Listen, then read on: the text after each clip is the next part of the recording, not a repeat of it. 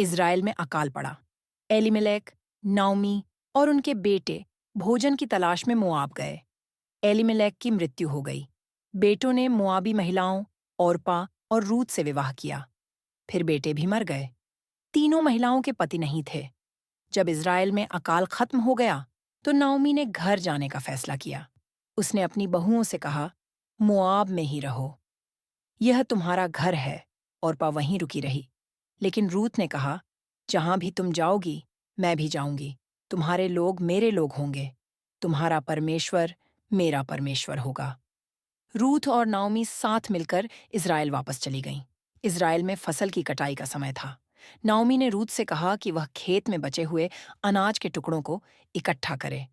खेत एलीमेलेक के रिश्तेदार बोअज का था। बोअज रूथ के पास गया। बोअज ने कहा, तुम नाओमी के प्रति बहुत दयालु थे। घर छोड़ना मुश्किल रहा होगा। भगवान तुम्हें आशीर्वाद दें। उसने रूथ को खाना दिया और अपने कर्मचारियों से कहा कि वे उस पर नजर रखें। रूथ ने नाओमी को बताया कि क्या हुआ। नाओमी मुस्कुराई। जब कोई मरता है तो उसका सबसे करीबी रिश्तेदार उसके परिवार की देखभाल करता है। वह व्यक्ति उनका रिश्तेदार उद्धारकर्ता होता है। बोअज हमारा रिश्तेदार उद्धारकर्ता है। उसके करीब रहो। इसलिए रूथ बोअज के करीब रही। वह हर दिन उसे और भी ज्यादा पसंद करने लगा। बोअज ने एलीमेलेक की जमीन खरीदी और नाओमी और रूथ की देखभाल की। फिर उसने रूथ से शादी करने के लिए कहा। रूथ का एक बेटा था जिसका नाम ओबेद था। ओबेद का बेटा यिशै था।